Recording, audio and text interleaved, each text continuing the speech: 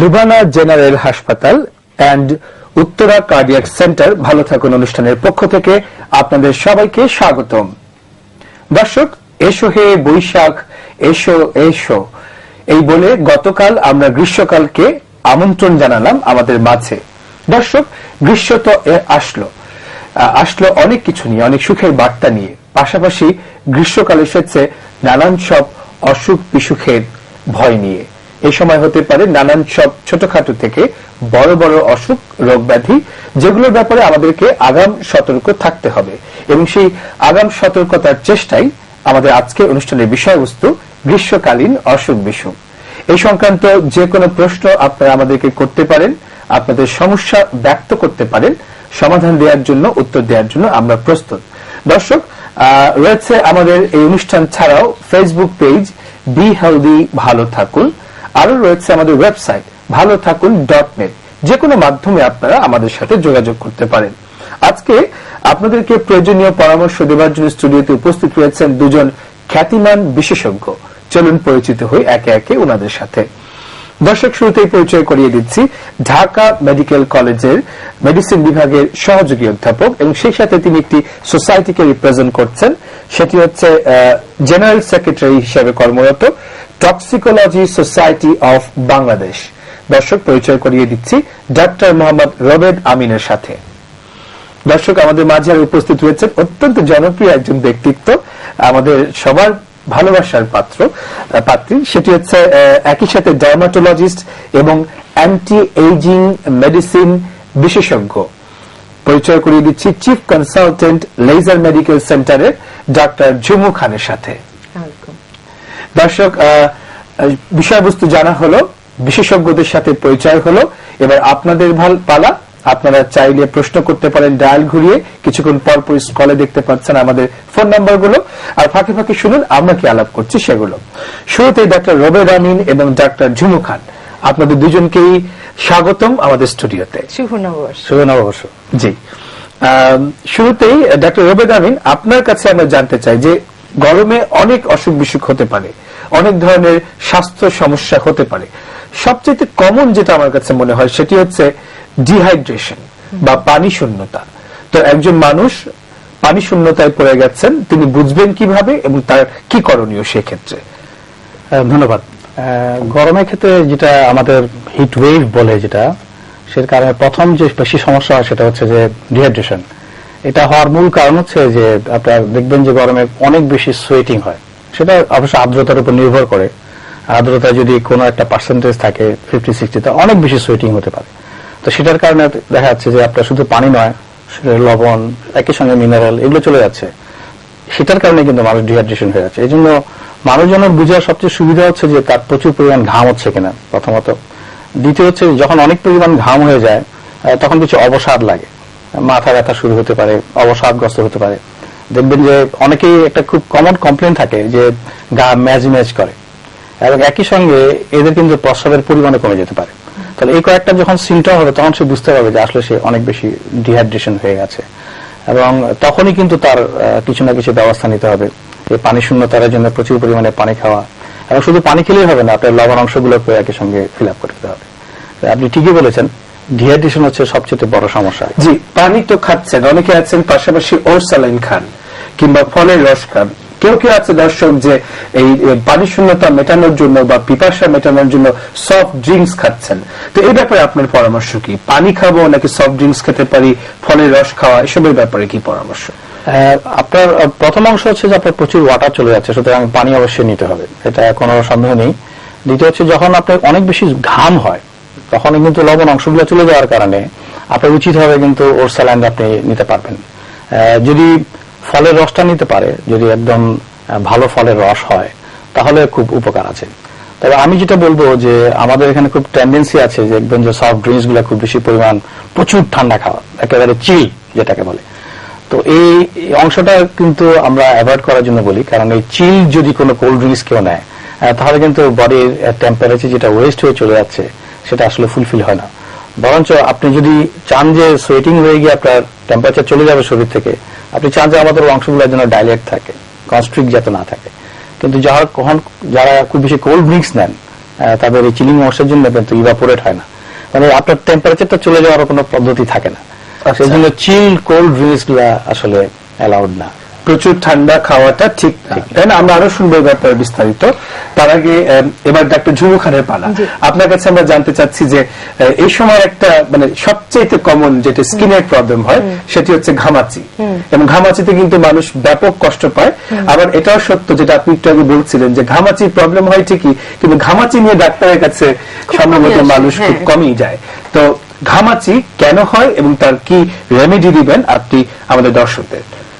মানে এখন যেরকম টেম্পারেচার হচ্ছে অনেক সময় 40 ডিগ্রির মতো হয়ে যায়, সো আমাদের গ্ল্যান্ডস গুলো অনেক সময় না ক্লগড হয়ে পোর্স গুলো বন্ধ হয়েও কিন্তু ঘামাচি হওয়ার মেইন কারণ। আর ডিহাইড্রেশন তো একটা প্রধান কারণ। ভাইয়া যেটা বলছিলেন যে ডিহাইড্রেশনের সময় পানি শূন্যতার কারণে যেসব সমস্যা হয়, তবে ঘামাচিতে যারা ভুগে তাদের ক্ষেত্রে অনেক সময় হাইজিনের ব্যাপারটাও খুব ইম্পর্টেন্ট। অনেক সময় আছে যে তারা কিন্তু ঠিক মতো হয়তো গোসল করার সময় পায় না। এখন গরমকালে আমি বলবো পারলে 2-3 বার শাওয়ার নিতে। আচ্ছা, এটা খুব বেশি ইম্পর্টেন্ট। তারপর পানির পরিমাণটাও খুব ইম্পর্টেন্ট। যেমন আমরা সাধারণভাবে 8 গ্লাস 10 গ্লাস পানি খাই, কিন্তু যখনই এরকম হিট স্ট্রোক চলতে থাকে তখন আসলে আমাদের পানির পরিমাণটা 3-4 লিটারে চলে যাওয়া উচিত। এবং আমরা বুঝতে পারি একটা ছোট্ট জিনিস দিয়ে, ইউরিনের কালারটা নরমাল থাকলে আমরা বুঝবো যে হ্যাঁ ঠিক আছে। আরেকটা হচ্ছে ন্যাচারাল সোর্সে পানিটা নেওয়া, যে পানি পরিষ্কার বিশুদ্ধ পানি খাওয়া, ফলের মধ্যে ডাবের পানিটা খাওয়া, ফলের রস খেতে পারি, সেটা ন্যাচারাল জুস হলে ভালো, বাট ওই যে কার্বোনেটেড ড্রিঙ্ক গুলো পানির কখনোই বিকল্প হতে পারে না, কারণ এটাতে পানির পরিমাণ যতটা থাকে কেমিক্যালের পরিমাণও অনেক বেশি থাকে। সুতরাং যতটা ন্যাচারাল সোর্স। তাছাড়া কার্বোনেটেড ড্রিঙ্কসে কি একটু কনসেন্ট্রেশন বেড়ে যেতে পারে আমাদের শরীরে যে পানি বা যে কনসেন্ট্রেশন আছে? ইয়েস, এক্স্যাক্টলি, তাই না? আপনার কনসেন্ট্রেশন অনেক বেশি হয়ে যেতে পারে। আরেকটা যেটা ম্যাডাম বললেন যে অনেক ধরনের কেমিক্যাল এখানে থাকে, আর আপনি দেখবেন যে যেসব কার্বোনেটেড ড্রিঙ্ক গুলো থাকে এগুলোতে হাই কনসেন্ট্রেটেড কার্বন ডাইঅক্সাইড পরিমাণ বেশি থাকে। এই জন্য এগুলো আপনার স্টমাকের জন্য ভালো না। আপনি যদি এট দি এন্ড চিন্তা করেন যে গরমের সময় এটা কিন্তু শুধুমাত্র গরম রিলেটেড প্রবলেম গুলো ক্রিয়েট করে তা না, পেটের পীড়া গুলোর জন্য অনেক সময় দায়ী। দর্শক, খুবই ইম্পর্টেন্ট কথা বেরিয়ে এসেছে যে পানি শূন্যতা কিংবা পিপাসা মেটানোর জন্য আমরা ঢক ঢক করে একদম ঠান্ডা বরফের মতো ঠান্ডা যে সফট ড্রিঙ্কস গুলো পান করি, সেটা হয়তো আপাত দৃষ্টিতে আমাদের পিপাসা মেটাচ্ছে, কিন্তু শরীরের জন্য মোটেই উপকারী নয়। কাজেই একেবারে ঢালাও ভাবে সেই ধরনের সফট ড্রিঙ্কস পান করা যাবে না। দর্শক, ডক্টর ঝুমু একটা খুব ইম্পর্টেন্ট কথা বলেছেন, একটা শব্দ উচ্চারণ করেছেন, সেটি হচ্ছে হিট স্ট্রোক। হিট স্ট্রোক কি?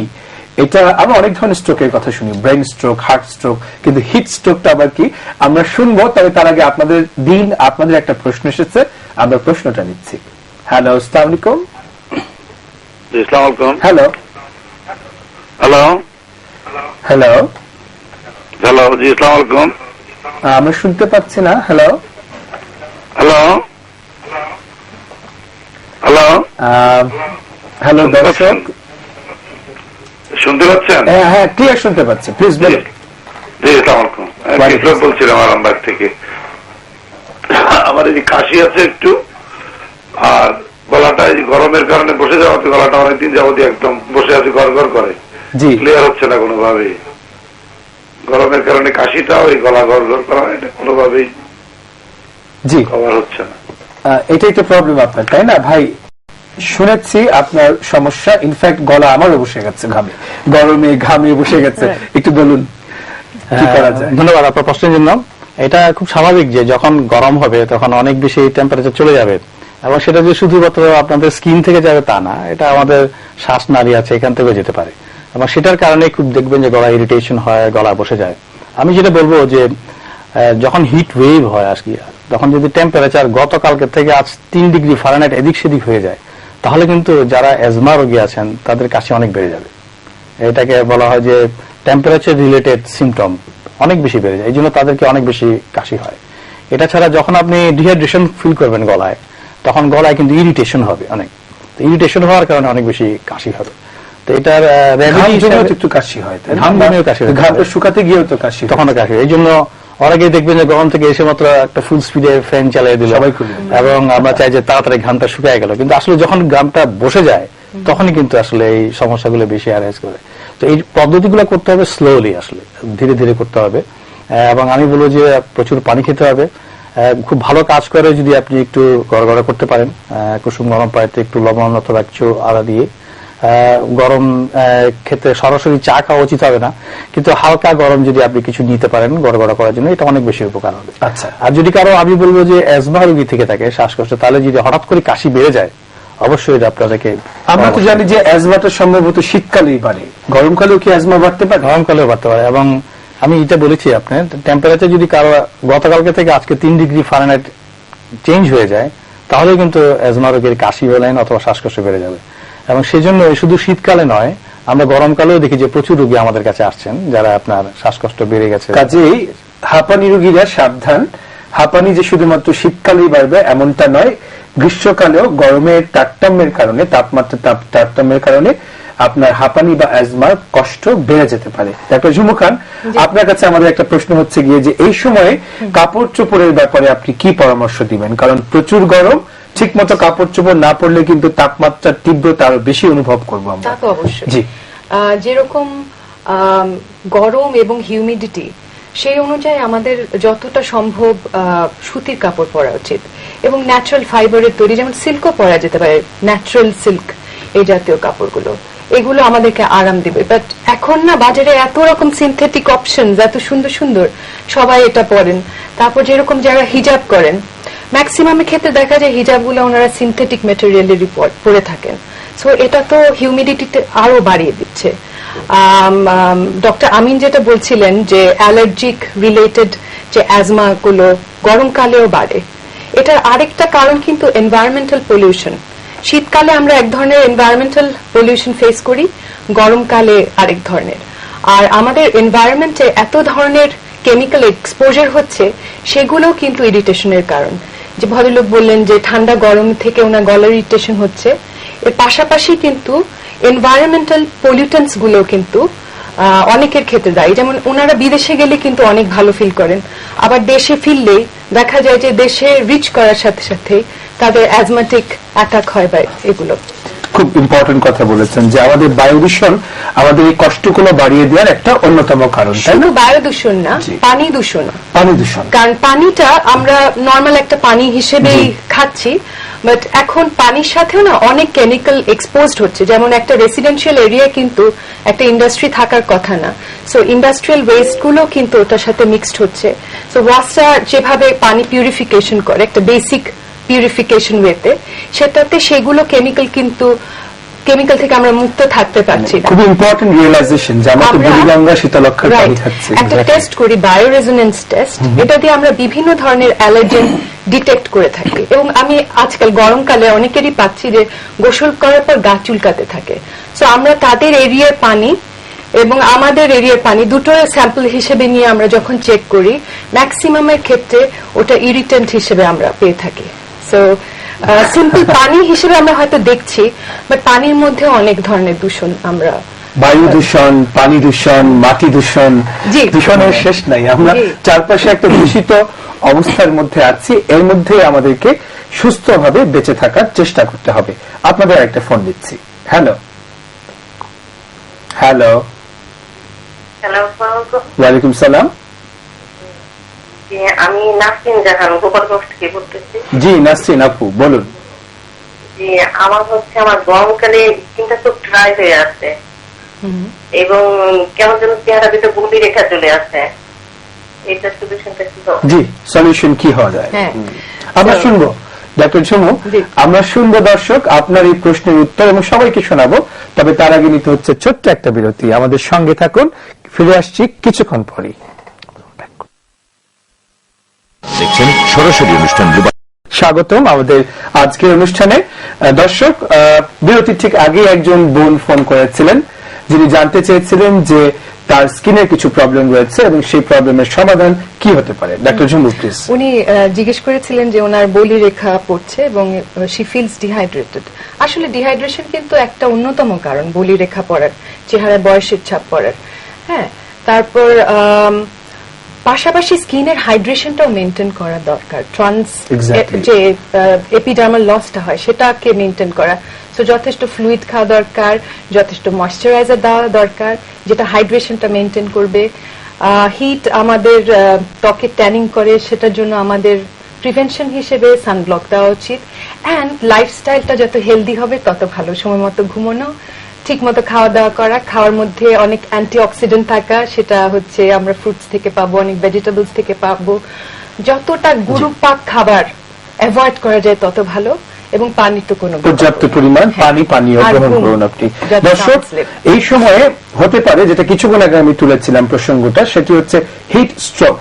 হিট স্ট্রোক একটা কঠিন অসুখের নাম, যেটি প্রচন্ড গরম থেকে হতে পারে। এই সম্পর্কে শুনে। জি, হিট স্ট্রোক ব্যাপারে আমি বলবো যেটা এটা হচ্ছে মেডিকেল ইমার্জেন্সি, মানে এটাতে মৃত্যু হতে পারে। আপনারা ইভেন গতকালকেও জানেন যে ইন্ডিয়াতে উড়িষ্যাতে প্রায় 30 জন লোক হিট স্ট্রোকে মারা যায়, এবং প্রতি বছর বাংলাদেশে যেসব জায়গায় অনেক বেশি গরম হচ্ছে মারা যাওয়ার একটা ইম্পর্টেন্ট কারণ হচ্ছে হিট স্ট্রোক। তো হিট স্ট্রোকের ব্যাপারটা হচ্ছে আপনি যদি অনেক বেশি শরীর থেকে আপনার সোয়েটিং হয়ে যায়, আপনার ঘাম হয়ে যায়, তাহলে তো ভালো, আপনি তো টেম্পারেচারটা চলে গেল। কিন্তু যদি না হয় এবং আপনি প্রচুর ডিহাইড্রেশনে থাকেন, তাহলে কিন্তু কমপ্লিকেশন হয়ে হিট স্ট্রোক হতে পারে। এবং এইসব ক্ষেত্রগুলোতে দেখবেন যে প্রচন্ড গরমে অস্থির হয়ে যায় মানুষ, স্কিন থাকবে একদম ড্রাই, আপনি ভেজা ভেজা না কিন্তু, কারণ আপনার সোয়েটিং হচ্ছে না। রোগীর ব্লাড প্রেশার অনেক কম থাকবে ডিহাইড্রেশনের জন্য, প্রস্রাবের মাত্রা অনেক কমে যাবে, একদম হাই কালার প্রস্রাব হবে, এবং রোগীর খিঁচিনি হয়ে অজ্ঞান হয়ে যেতে পারে। সেই জন্য যদি এই ধরনের কোনো সমস্যাগুলো অ্যারাইজ করে, যে তখনই কিন্তু তাকে সঙ্গে সঙ্গে হাসপাতালে নিয়ে যেতে হবে। কারণ আপনি তখন তাকে অতিরিক্ত পানি খাওয়ানো বলেন, ডাবের পানি বলেন, স্যালাইন বলেন, কিছু দিতে পারছেন না, অজ্ঞান রোগী, এবং অথবা তার অসংলগ্ন কথাবার্তা থাকতে পারে, খিঁচুনি হতে পারে, রিস্কি হয়ে যাবে বরঞ্চ। তো এইসব ক্ষেত্রগুলোতে রোগীকে দ্রুত গতিতে আমি বলবো যে একটা কুল এনভায়রনমেন্টে যদি নিয়ে আনা যায় এবং তার পরবর্তী সময় যদি হসপিটালের সঙ্গে নেওয়া যায়, তাহলে রোগীগুলোকে বাঁচানো সম্ভব হতে পারে। এবং হিট স্ট্রোকের একটা ম্যানেজমেন্ট কি করেন আপনারা হাসপাতালে? আমাদের প্রথম কাজ হচ্ছে রোগীটাকে একদম সরাসরি একটা কুল এনভায়রনমেন্টে নিয়ে আনা, ঠান্ডা কাপড় চোপড় গুলোকে একটু দিয়ে গিয়ে আপনি দরকার হলে এটাও বলা হয় যদি তাকে প্রয়োজন হয় আপনি বরফ এরিয়ার ভিতরে ঢুকাই দেন, অথবা একটা টাবের ভিতরে ঠান্ডা পানি থাকলে এখানে দিয়ে দেন। দিয়ে দেওয়ার পরে তার পরবর্তী সময় তার এই ডিহাইড্রেশন কারেকশন করার জন্য আমরা আইভি স্যালাইন দিতে পারি তাকে। একটা অনেক সময় আমাদের এখানে বলে যে কম্বল, ভেজানো কম্বল যেগুলো, এগুলোকে একদম তাকে পেঁচিয়ে দেওয়া, কারণ আপনি টেম্পারেচার ওইসব ক্ষেত্রে 106, 7, ইভেন 8ও উঠে যেতে পারে। এবং তার পরবর্তী সময় এই যে টেম্পারেচার উঠে গেল, এগুলো কমানোর জন্য কিছু ওষুধপত্র আছে, ভ্যান্ট্রোলিন নামে একটা আপনার ইনজেকশন আছে, এগুলো দিলেও কিন্তু টেম্পারেচার কমে। জি, আপনি দেখবেন যে অনেক ধরনের হেক্সিজল, হিবিডল, রাব থাকে, এগুলো রাবিং করলে ওখান থেকেও কিন্তু ইভাপোরেট হয়ে টেম্পারেচার কমে। প্রচন্ড গরম থাকে শরীর, সেই সময় শরীরের গরম তাপমাত্রা কমানো, তাই না? আমরা আরেকটি প্রসঙ্গে আসি দর্শক। এই সময়ে গ্রীষ্মকালে পানিবাহিত কিংবা খাদ্যবাহিত নানান সব অসুখ বিসুখের প্রকোপ বেড়ে যায়। কি সব অসুখ বিসুখ, এগুলোর নামগুলো শুনে নিন এবং সতর্কতা হিসেবে কি করণীয় সেটা শুনে নিন প্লিজ। আমাদের এখানে এই যে প্রচন্ড গরমের সময় যে পানিটা আমরা ব্যবহার করি, যেটা ম্যাডাম বলছিলেন বারবারই, যে দূষিত পানির অনেকগুলা থাকে। আপনি দেখবেন যে খোলামেলা খাওয়ার থাকে, এখানে অনেক ধরনের পানি ব্যবহার করা হয়, এবং এইসব কারণে অনেক ধরনের পেটের পীড়া হতে পারে, গ্যাস্ট্রোএন্টারাইটিস বলেন অথবা ডায়রিয়া বলেন, এগুলো হতে পারে। অনেকেরই ভমিটিং হয়, ফুড পয়জনিং রিলেটেড ভমিটিং। আমি টক্সিকোলজিতে আমরা যখন কাজ করি তখন একটা অনেক লার্জ পোর্শন থাকে টক্সিন রিলেটেড, শুধু ভমিটিং অথবা ডায়রিয়া হয়।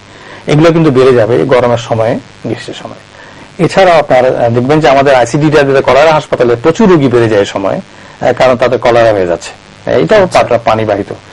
এছাড়া আপনি দেখবেন যে অনেকে এগুলোর জন্য যেসব পানি খায়, আখের রস খায়, অনেক ধরনের খোলামেলা খাবার, এগুলোর কারণে কিন্তু জন্ডিস হয়ে যেতে পারে, হ্যাপাটাইটিস। আপনারা দেখবেন যে প্রায়শই রোগীগুলা হ্যাপাটাইটিস এ অথবা ইতে ভুগছে, এগুলো সবগুলো কিন্তু পানিবাহিত। আরেকটা আমি যেটা বলবো যে এই প্রচন্ড গরমের সময় যখন ডিহাইড্রেশন হয়, তখন কিন্তু শ্বাসনালীজনিত রোগের পরিমাণ অনেক বেড়ে যায়। যেমন আমাদের ভদ্রলোক কিছুক্ষণ আগে ফোন দিলেন যে আমার কাশি বেড়ে গেছে, ঠিক একই রকম ভাবে শ্বাসকষ্ট রোগ, কফের পরিমাণ, ইনফেকশন, তাছাড়া বাচ্চাদেরও তো বিভিন্ন অসুখ বিসুখের সময় বেড়ে যায়, বাচ্চাদের অনেক ধরনের অসুখ। শুধুমাত্র যে আপনার পেটের পীড়া এবং শ্বাসনালীজনিত রোগ তা নয়, বরঞ্চ আমি বলবো স্কিনের অনেক ডিজিজ এই সময় কিন্তু অনেক বেড়ে যায়। জি। এটা ছাড়া আমি একটা জিনিস আপনাদেরকে বলবো, যেটা হচ্ছে আমাদের তো অনেক রোগী আছে যারা বয়স্ক, যারা ডায়াবেটিসে আক্রান্ত আছেন, কিডনি সংক্রান্ত রোগে আক্রান্ত আছেন। তাদের ক্ষেত্রে এই গরমের সময় কিন্তু তাদের যে নিজস্ব রোগ সেটা বাড়ে, পাশাপাশি ইনফেকশন থেকে শুরু করে আর অন্য যেসব কন্ডিশন গুলো এগুলো অনেক, কারণ তাদের রোগ প্রতিরোধ ক্ষমতা কম থাকে। আচ্ছা, আমরা শুনলাম দর্শক। এবার আরেকটি প্রসঙ্গ, সেটা হচ্ছে গিয়ে গ্রীষ্মকালকে বৈশাখ জ্যৈষ্ঠকে বলা হয় মধু মাস, কারণ এই সময় প্রচুর রসালো ফলমূল পাওয়া যায় এবং আমরা আমাদের পিপাসা, আমাদের মনের স্বাদ মিটাই এই রসালো ফলমূল খেয়ে। কিন্তু এই রসালো ফলমূল খেতে গিয়েও কিন্তু হতে পারে নানান সব শারীরিক বিপত্তি। এই সম্পর্কে একটু বলবেন, কে বলবেন প্লিজ? রসালো ফল অবশ্যই কিছুটা নিতেই হবে, তাই না? ফলের অনেক উপকার আছে, কোনো সন্দেহ নেই। তবে আমাদেরকে খেয়াল করতে হবে, ফল যে সবসময় খুব বেশি উপকারী হবে তা নয়। কিছু কিছু ক্ষেত্রে এটার কিন্তু কিছু অপকারও আছে। অপকারগুলো সরাসরি ফলজনিত কারণে না, কিন্তু আপনি কে নিচ্ছেন, কোন পজিশনে নিচ্ছেন তার উপর। তো আমি ম্যাডাম ঝুমুখানের সাথে এগ্রি করি যে আমাদের প্রচুর পরিমাণ ফল খাওয়া উচিত, বিশেষ করে যেসব ফলগুলো রসালো আছে, প্রচুর পানি আছে, যেমন ধরেন নাশপাতি আছে, আপনার ডাব আছে, এগুলো খুবই ভালো। এখন আমাদের এখানে যে তরমুজগুলো পাওয়া যায়, এগুলোতে আবার দেখেন অনেক ধরনের কেমিক্যালও ইউজ করে, ফরমালিনের কথা আপনারা সবাই জানেন। তো এই জন্য ওই অংশগুলো যদি যায় তখন তো আবার ক্ষতিকারক হতে পারে। আমি বলবো যে ভালো জিনিস তো ভালো, যেমন ফ্রুটস, এবং this is the only source যেটা আমরা কাঁচা খাই। ফল কিংবা শাকসবজি কিছু আছে যেটা আমরা সালাড হিসেবে কাঁচা খাই, সেখান থেকে আমরা পর্যাপ্ত পরিমাণ ভিটামিন সি পাই, অ্যান্টি অক্সিডেন্ট গুলো পাই। কিন্তু আমরা ইদানিং একটা টেন্ডেন্সি হয়েছে যে ফরমালিনের ভয়ে আমরা ফল খাচ্ছি না। এটা কিন্তু একদমই ঠিক না, কারণ সব খাবারে কিছু না কিছু টক্সিন আমরা পাচ্ছি, চাল ডাল থেকে শুরু করে সবকিছুতে। এবং চাল ডালে যেসব টক্সিন, সেটা হচ্ছে পেস্টিসাইড, যেটা রান্না করলেও কিন্তু যায় না, সেটা রান্নার মধ্যেও আমরা পেয়ে যাচ্ছি।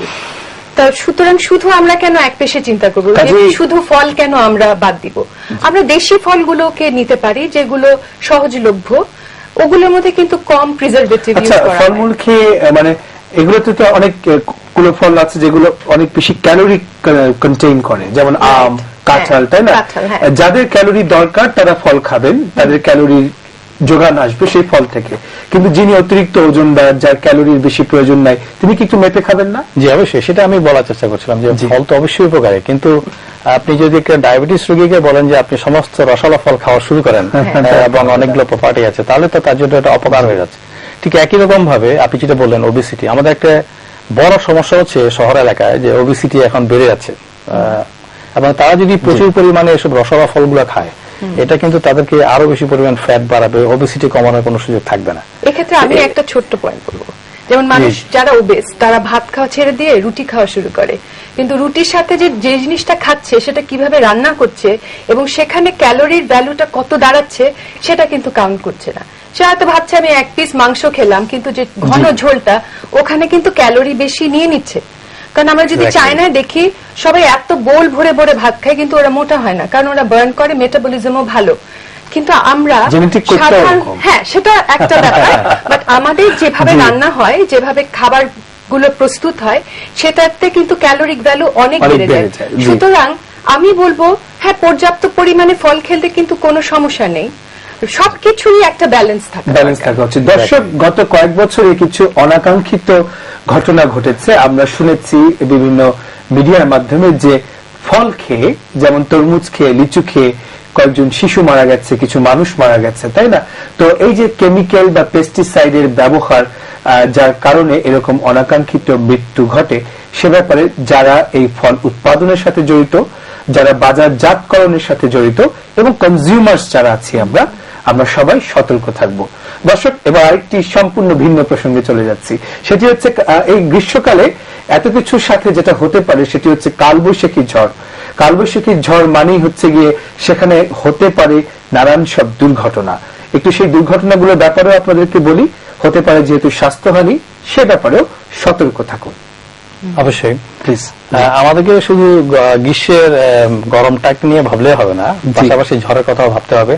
এবং ঝড়ের ক্ষেত্রে যেটা হয় যে আপনি দেখবেন যে বজ্রপাত হয়, তো বজ্রপাতেও কিন্তু প্রচুর মানুষের মৃত্যু হয়, কারণ আপনি আমি বলবো যখনই বজ্রপাত হবে মানুষের উচিত হবে কোনো একটা শেডের ভিতরে অথবা কোনো একটা আড়ালে যদি চলে যেতে পারে তাহলে সবচেয়ে ভালো। তার কারণটা সরাসরি যদি হিট হয় তখন কিন্তু আপনার বিভিন্ন ধরনের ইলেকট্রিক্যাল অ্যাক্টিভিটি যায় এবং হার্টের মধ্যে প্রবলেম হয়ে যেতে পারে। বজ্রপাতে ইমিডিয়েটলি মৃত্যু অনেকগুলা রোগী আমরা পাই প্রতি বছরই হয় না, অনাকাঙ্ক্ষিত ঘটে। এগুলা প্রিভেনশনের জন্য যেসব ব্যবস্থা নেওয়া দরকার সেগুলো অবশ্যই মানুষের নেওয়া উচিত। গরমের ক্ষেত্রে আমি এই সময় লঞ্চ দুর্ঘটনা হয়, নৌকা ডুবি হয়, এই ব্যাপারে একটু আগে থেকে মনে হয় সতর্ক থাকা উচিত, তাই না? সেটাই। আর যারা যাত্রী তা থেকে সতর্ক হতে হবে। মানে আমরা সবসময় বলি যে আপনি আগে থেকে প্ল্যান করবেন আপনি যখন কোথাও যাবেন যে তার আবহাওয়াটা কেমন আছে। আর এখন আমাদের মিডিয়াগুলো সবগুলাই কিন্তু আবহাওয়ার নিউজ রেগুলার দিচ্ছে, মানে এগুলো নিতে পারলেও আবার প্রিকশন ফোরকাস্টই শুনে নিন, তাই না? আরেকটা হচ্ছে যখন আমরা ওরকম এমার্জেন্সি সিচুয়েশনে পড়ে যাব বা সামনে কাউকে দেখব যে সে বিপদগ্রস্ত, তার একটা ইনজুরি হয়েছে, হেড ইনজুরি হতে পারে, হাত পা ভেঙে গেছে, তাকে আমরা কোথায় নিয়ে যাব সে সম্পর্কেও আমার মনে হয় একটা আইডিয়া থাকা দরকার, একটা জেনারেল নলেজ সব থাকা জায়গায় কম দরকার। বেশি স্বাস্থ্য কেন্দ্র আছে, আপনার জেনে নেওয়া উচিত, তাই না? সেই। ঠিক, খুব ইম্পর্টেন্ট কথা বলেছেন। দর্শক, বজ্রপাত হলে যেটি আপনাকে করতে হবে যেমনটি ডাক্তার ওবেদ আমিন বললেন যে আপনি যদি একটা খোলা মাঠে থাকেন তবে আর যাই করুন ওই গাছের নিচে চলে যাবেন না, কারণ ওখানেই কিন্তু বজ্রপাতের দুর্ঘটনায় পড়ার সম্ভাবনা বেশি থাকে। খোলা মাঠে থাকলে খোলা মাঠেই বরং থাকুন অথবা কোনো শেল্টারে চলে যান, নিরাপদ শেল্টারে। দর্শক, আমরা শুনলাম কালবৈশাখী ঝড় সম্পর্কে। এবার আরেকটি প্রসঙ্গ, সেটি হচ্ছে গিয়ে এই গরমে আমরা যেটি করি যে সেটি হচ্ছে গিয়ে কেউ গোসল করি না, কেউ বা হয়তো বা একবার মাত্র গোসল করি, কেউ আবার অনেকবার গোসল করি। আবার অনেকেই আছেন, যেটি একটু আগে আমাকে একজন দর্শক বলছিলেন অনুষ্ঠানের বিরতির সময় যে উনি এই ডেটল পানি দিয়ে গোসল করেন। তো এই ব্যাপারে আপনার পরামর্শ চাচ্ছি। ডেটলটা কিন্তু আসলে ইরিটেন্ট, তাই না? হ্যাঁ হ্যাঁ, স্পেশালি সরাসরি গায়ে লাগানোটা এটা অনেক রকম ইরিটেন্ট কন্টাক্ট ডার্মাটাইটিসও কিন্তু করতে পারে, অনেক কড়া একটা জিনিস। আই থিঙ্ক হাইজিনটা খুব ইম্পর্টেন্ট, পানিটা পরিষ্কার থাকাটা খুব ইম্পর্টেন্ট। অনেকে ফিটকিরি দিয়েও পানিটা পরিষ্কার করে নেন, সেটাও করতে পারেন, কারণ আসলে অনেক ক্ষেত্রে অনেক এরিয়ায় কিন্তু পানিটা সত্যি ভালো থাকে না। এই যেটা আমরা আজকাল পাচ্ছি, আমার ক্লিনিকে আমি পাই যে গোসল করার পরে গা চুলকাতে থাকে, এই সমস্যাটা। তার মানে পরিষ্কার পানির সন্ধানে নামতে হবে আমাদের। আচ্ছা, আপনার কাছে একটু জানতে চাই, আপনি বলছিলেন যে এই সময়ে একনি বা ব্রণের সমস্যা বেড়ে যায়, কি করণীয়? যেমন ক্লিনিকের 50% পেশেন্টই দেখা যায় একনি বা একনি রিলেটেড প্রবলেম নিয়ে আসে, সেটা ফেসে হতে পারে, ব্যাক, চেস্ট, এরকম হতে পারে। তো ইনিশিয়ালি একনি যাদের কিছুদিন ধরে হচ্ছে আমরা মেডিকেশন দিয়ে ছেড়ে দিই, বাট যখন দেখা যায় যে একটা প্রলংড একনির সমস্যায় ভুগছে তখন সেক্ষেত্রে আরো কিছু ডায়াগনোসিস দরকার, লাইক হরমোনের সমস্যা আছে কিনা, তারপর হচ্ছে তার কোনো অ্যালার্জি কজ আছে কিনা, সেটাও অনেক ক্ষেত্রে কিন্তু একনি অ্যাগ্রাভেট করতে সাহায্য করে। সুতরাং সেসব ক্ষেত্রে আমি বলবো যে 6 মাসের বেশি যারা একনি সমস্যায় ভুগছে তাদের ডায়াগনোসিসটা প্রপারলি হওয়া উচিত। বাট একনি সমস্যা হলে না, এটাকে একটু গুরুত্ব দিয়ে ডার্মাটোলজিস্টের কাছে গিয়ে জাস্ট ওষুধ খেয়ে ট্রিটমেন্ট করে নিলেই সেরে যায়, সে যায় বা কন্ট্রোলে থাকে, তাই না? আচ্ছা দর্শক, এই সময়ে যেমনটি অনুমান করছিলেন আমাদের বিজ্ঞানীরা, সায়েন্টিস্টরা, তাই ঘটেছে। মশার প্রকোপ, কীটপতঙ্গের প্রকোপ এবং সেই সাথে কীটপতঙ্গ জনিত অসুখের প্রকোপ অনেক বেড়ে গেছে। আমি কি ঠিক বললাম? অবশ্যই। জি, মশার কামড় আমরা সবাই খাচ্ছি, সবাই আমরা খেতে হচ্ছে প্রচুর পরিমাণ, এবং এটার কারণও আছে। আপনি দেখবেন যে সমস্ত পৃথিবীতে গ্লোবাল ওয়ার্মিং হচ্ছে, এবং গ্লোবাল ওয়ার্মিং এর সবচেয়ে বড় এফেক্ট কিন্তু আমাদের বাংলাদেশে। আমাদের প্রধানমন্ত্রী থেকে শুরু করে সবাই কিন্তু এটা নিয়ে খুব কনসার্ন। এবং আপনি দেখবেন যে গ্লোবাল ওয়ার্মিং এর এফেক্টের মধ্যে সবচেয়ে কিছু বলাই আছে যে কীটপতঙ্গ জনিত রোগ বেড়ে যাবে, যেমন ধরেন ম্যালেরিয়া অনেক বেশি। কোথায় গ্লোবাল ওয়ার্মিং, কোথায় মশার উৎপাদন বেড়ে গেছে। ডেঙ্গির পরিমাণ দেখেন প্রতি বছরই আমাদের বৃদ্ধি পাচ্ছে, এবং যেসব জায়গায় নতুন এসেছে জিকা ভাইরাস, নামও শুনি, ভাইরাস জনিত রোগগুলো অনেক বেশি বেড়ে যাবে। সবগুলো কিন্তু কীটপতঙ্গ জনিত কারণে হচ্ছে। আর এটা ছাড়াও আমাদের এখানে স্নেক বাইট হয়, সাপের কামড়, এগুলোও কিন্তু আপনি দেখবেন যে গ্লোবাল ওয়ার্মিং লেখা আছে সরাসরি বৃদ্ধি পাবে। কলেরা রোগী কখনোই কমবে না, বরঞ্চ আরো বেশি বৃদ্ধি পাবে যদি গ্লোবাল ওয়ার্মিং হয়। তো এই ইস্যুগুলোকে নিয়ে আমাদেরকে চলতে হচ্ছে, যেহেতু আমাদের গ্লোবাল ওয়ার্মিং অনেক বেড়ে গেছে এবং টেম্পারেচারও অনেক বেড়ে গেছে। দেখবেন যে আগে যে পরিমাণ গত বছর হতো তার আগে বছর গরম লাগতো, এই বছর আরো অনেক বেশি লাগছে কিন্তু, তাই না? আমরা ফিল করছি সবকিছু এক্সট্রিম হয়ে যাচ্ছে, হয় বৃষ্টি হচ্ছে আর থামছেই না, 10 দিন ধরে বৃষ্টি হচ্ছে, আর হঠাৎ গরম পড়ে গেলে এত গরম, প্রচন্ড, মানে সেই আমাদের ছোটবেলার যে মধ্যপ্রাচ্যের গরম এখন বাংলাদেশে আমদানি হয়েছে, সেই আচ্ছা ডক্টর ঝুমু, season টা আমরা পাচ্ছি না আমাদের গরমকালে। যাবার সময় হয়ে গেছে। জি।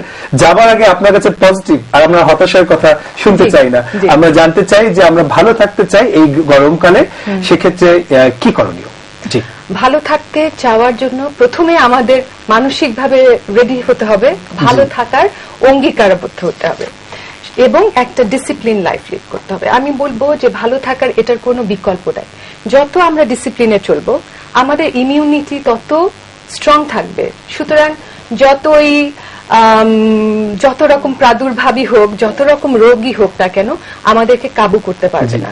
আজকাল আমরা দেখি যে ক্যান্সারের পেশেন্টরাও কিন্তু অনেক দীর্ঘ সময় সুস্থভাবে বাঁচে। Cancer Because survivors. তারা সার্ভাইভার্স, কারণ তারা ডিসিপ্লিন লাইফে চলে আসে এবং তাদের ওই যে রোগটাকে ফাইট করার ক্ষমতা সেটা বেড়ে গেলেই তারা সার্ভাইভ করতে পারে। সুতরাং আসলেই একটা সুন্দর হেলদি লাইফস্টাইলের কোনো বিকল্প হতে পারে না। জি। সেটার জন্য পর্যাপ্ত ঘুম, early to bed, early to rise, পর্যাপ্ত পানি, পর্যাপ্ত পানি এবং খাবারটা লো ক্যালোরি হেলদি ফুড হওয়া উচিত এবং মানসিক স্বাস্থ্যের দিকে লক্ষ্য রাখা উচিত, যেন আমরা সবকিছুতে আমাদের মনে সন্তুষ্টি আসে এবং আমরা আল্লাহর কাছে অনেক বেশি শুকর Thank করতে you. পারি যে অনেক মানুষের থেকে থ্যাংক ইউ আমরা ভালো ডক্টর আছি। ঝুমু খান, অনেক সুন্দর সুন্দর কথা বলেছেন, অনেক দামি দামি কথা শুনছি।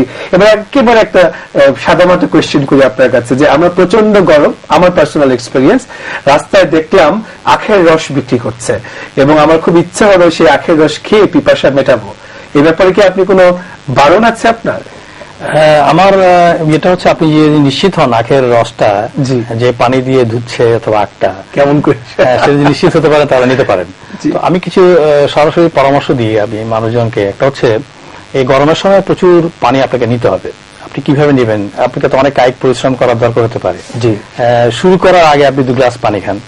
আপনি যদি খুব বেশি কায়িক পরিশ্রম করেন, প্রতি ঘন্টায় 1 গ্লাস করে পানি খেলে হবে। সাধারণত আমরা বলি প্রচন্ড টেম্পারেচারে একজন অ্যাডাল্ট লোক আমাদের মতো 3 থেকে 4 লিটার মতো পানি আপনাকে নিতে হবে।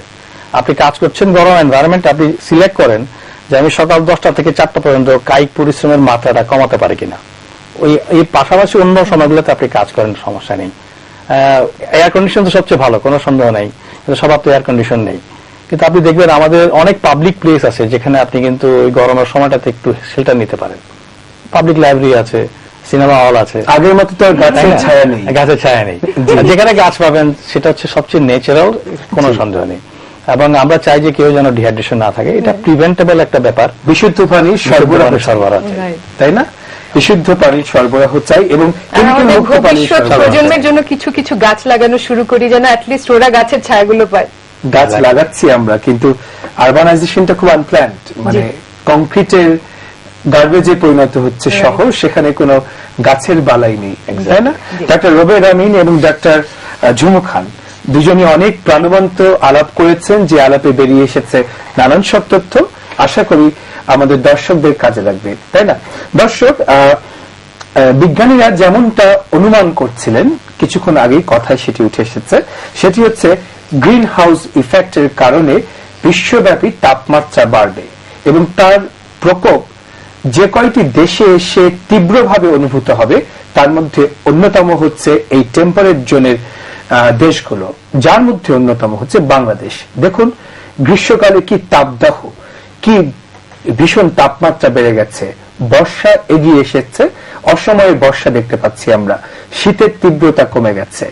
হয়তোবা আপাত দৃষ্টিতে এতটা অনুভব করছি না, কিন্তু কয়েক বছর গেলে হয়তোবা আমরা দেখা যাবে এই যে তাপমাত্রা, এই যে আবহাওয়ার পরিবর্তন, এর ফলে নানান ধরনের স্বাস্থ্যহানির আশঙ্কা আরো বৃদ্ধি পাবে।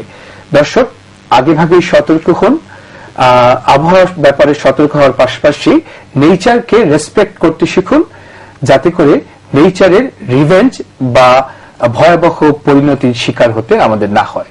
সবাইকে ধন্যবাদ জানিয়ে শেষ করছি আজকের অনুষ্ঠান। ধন্যবাদ। জি।